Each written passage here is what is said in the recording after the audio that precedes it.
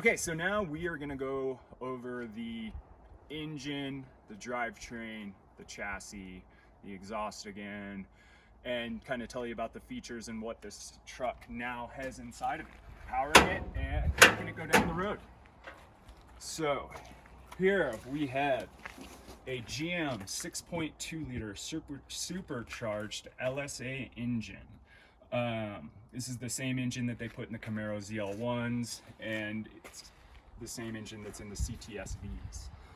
So what we have done with this engine is we've got it running on a GM Performance ECU. So it's got all of the GM factory functionality as far as, you know, OBD2.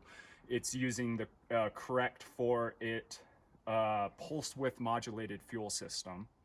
So that's a little different than the typical LS engines that just run a straight 58 PSI or whatever it is on your fuel system. This is the correct pulse width modulated, just like it would have been from the factory. What we've got is we've done some dress up work to the engine. We've got the Billet Specialties valve covers, which are now a coil cover essentially. So those are your coil covers. What we've also done is we have installed a CVF billet serpentine belt system, and that comes with the polished air conditioning compressor, all billet pulleys throughout the whole engine, single serpentine. The LSA engine typically did not have power steering. It was an electronic steering. So what we've done is we've the CVF also supplied the billet power steering reservoir. We've got our polished power steering pump down there, and also our polished alternator. And moving on, directly behind that, we have the Ultimate headers, which are a raw mill finished stainless steel header.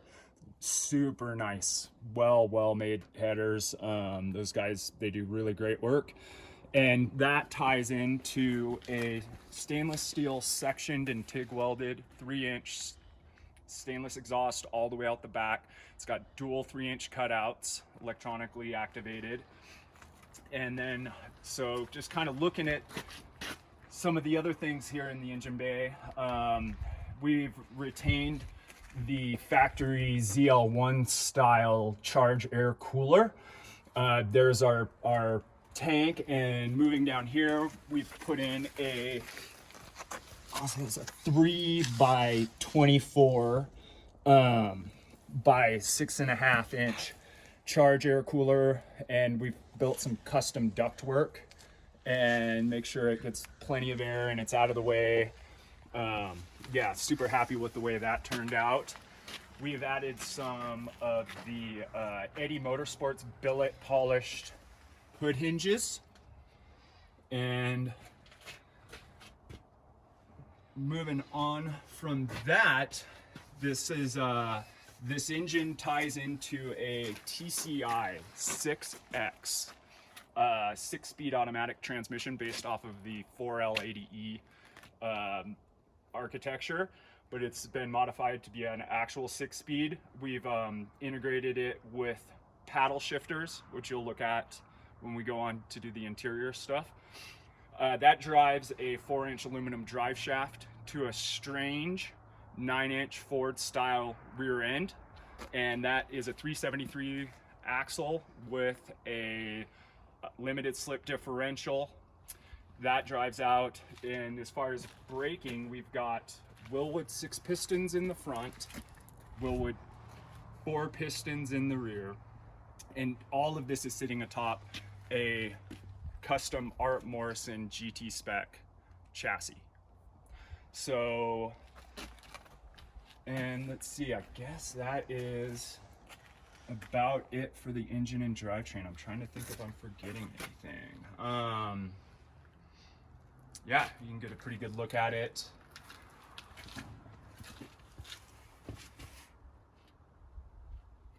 Yeah. Well, oh yeah, I guess one more thing is we are running dual transmission coolers. We've got our typical OEM style transmission cooler that's a water to air water to fluid inside of the radiator, and then we also have a fluid to air cooler mounted out front.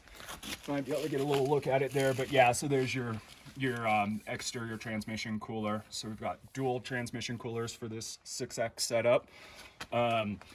It is shifted traditionally off the floor with a low-car nostalgia style floor shifter. You'll get a look at that once we go inside to the interior.